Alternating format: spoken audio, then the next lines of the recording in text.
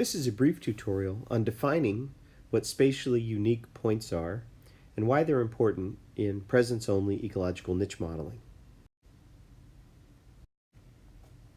So recall, with ecological niche modeling, we're trying to find non-random relationships between covariates that describe the environment, the biotic or abiotic environment, and a distribution of points that represent the geographic locations where a species has been confirmed present.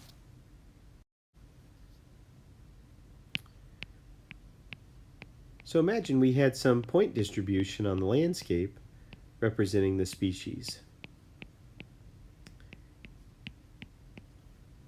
And now we want to find relationships between this point distribution and this gridded surface here that represents the environmental covariates.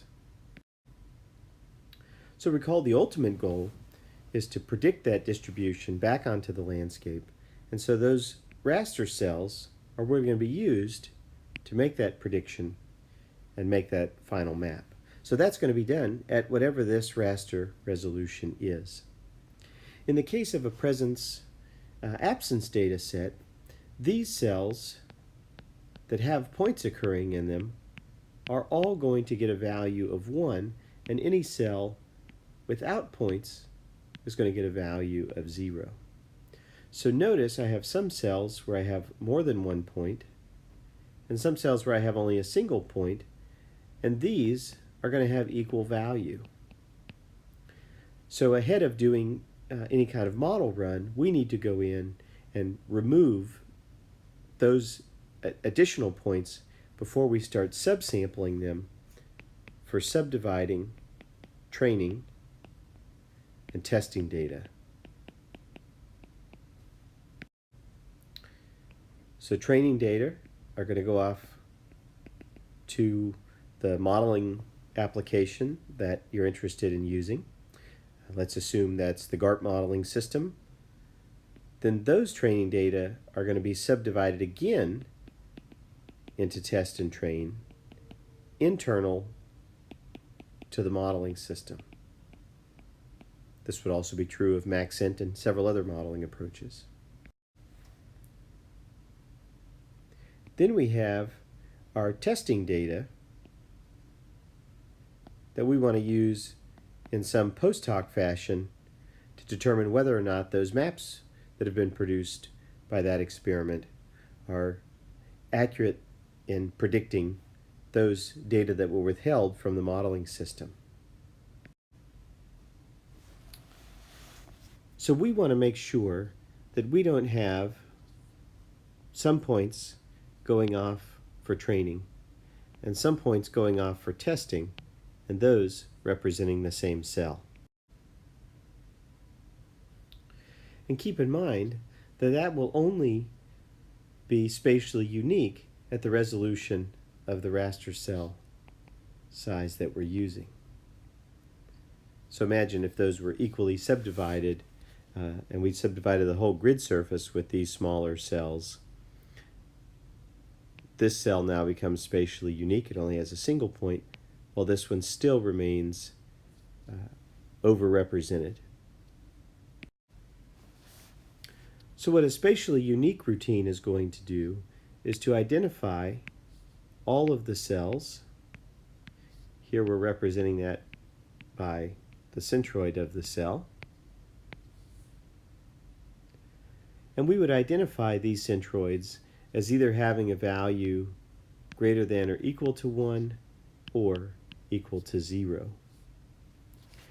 So if we did that for the centroids, we could then perform our random subdivision of these training and testing points, not on the individual points themselves, but rather on those centroid locations. We can then build our ecological niche models based on those geographic coordinates of those centroids, because remember, when we're building a model at this resolution, it doesn't matter if the geographic coordinate we provide is here or here, as long as it's inside of that pixel.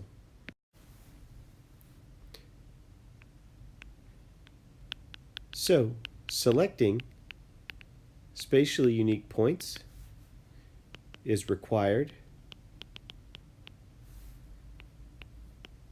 so we don't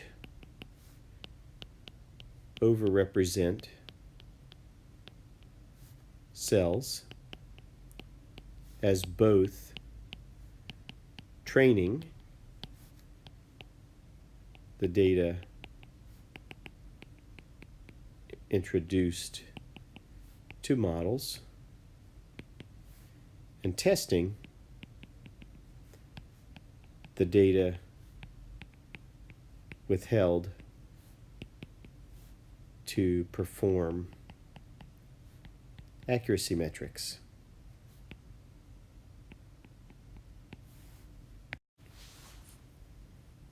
And the selection of spatially unique locations is going to be dependent on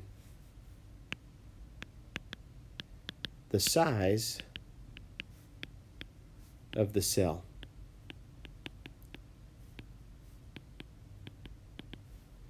So this is an at the pixel level situation.